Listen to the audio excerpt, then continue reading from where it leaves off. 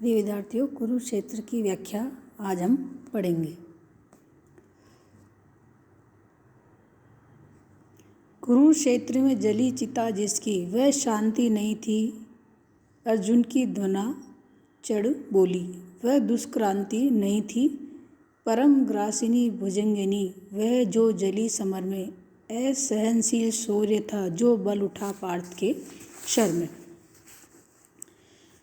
प्रस्तुत पद्यांश रामधारी सिंह दिनकर द्वारा रचित कुरुक्षेत्र के तृतीय सर्ग से अवतरित है।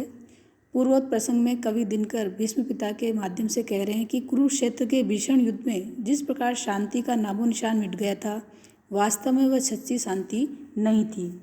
वह तो शांति के आवरण में अशांति थी जो धीरे धीरे पनपती चली गई। युधिष्ठिर यह कहना चाहते थे कि महाभारत के कारण देश की शांति व्यवस्था खंडित हो गई। यदि महाभारत न होता तो संभवतः सामाजिक और राजनीतिक जीवन में शांति बनी रहती। भीष्म पितामह युधिष्ठिर की इस मिथ्या धारणा का खंडन कर रहे हैं। वे ये बतलाना चाहते हैं कि युद्ध से पूर्व जो शांति थी वह कृत्रिम शांति थी और एक प्रकार से वह शांति अशांति को ही विकसित कर रही थी।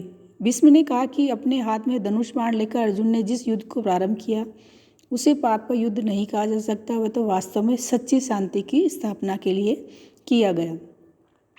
आर्य धर्मानुकूल एक सच्चा धर्म युद्ध था। इसीलिए तुम्हें यह नहीं सोचना चाहिए कि महाभारत के कारण ही देश की शांति व्यवस्था भंग हो गई। अर्थात महाभारत का युद्ध था वो अवश्यंभावी था, वह होना ही था। उसके लिए अपने आप को उत्तरदायी मत समझो। उपयुक्त क्रम में ही भीष्म पुनः युधिष्ठिर को प्रबोधित करते हैं कि और कहते हैं कि महाभारत में देश की शांति नष्ट हो गई, ऐसा सोचना पूर्णतः गलत है, अनुचित है।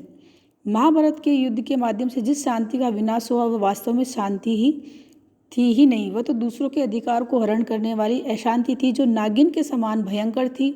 और वही नागिन के समान भयंकर अशांति युद्ध की लपटों में जलकर समाप्त हो गई।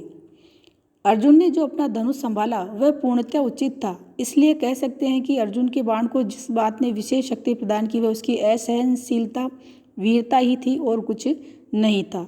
इसलिए तुम्हें चिंता नहीं करनी चाहिए और न यह मानना चाहिए कि महाभारत में शांति नष्ट हो गई। पद्य और तरण की भाषा परिष्कृत है किंतु दुर्बोध नहीं है। यह पाठक के समझ में आने वाली एक प्रकार से सहज ग्राह्य है। कुरुक्षेत्र में जली चिता जैसा प्रयोग भाषा के लाक्षणिक सौंदर्य को व्यक्त कर रहा है। भुजंगिनी शब्द का प्रयोग भी सार्थक है। यहाँ पर रूपक और रूपकांति शोक्ति अलंकारों का प्रयोग भी आकर्षक बन पड़ा है। भीष्म पिता यह मानते हैं कि क्षत्रिय का प्रमुख धर्म और कर्तव्य असहनशील होना है और यह तभी होता है जब सहनशीलता की सीमाएं पार हो जाती है। कारण यह है कि दिनकर भीष्म के माध्यम से पहले भी ये कह चुके हैं, उसकी सहिष्णुता क्षमा का महत्व ही क्या, करना ही नहीं आता जिसको प्रहार है। करुणा क्षमा को छोड़ और क्या उपाय उसे, ले न सकता जो वेरियों से प्रतिकार है।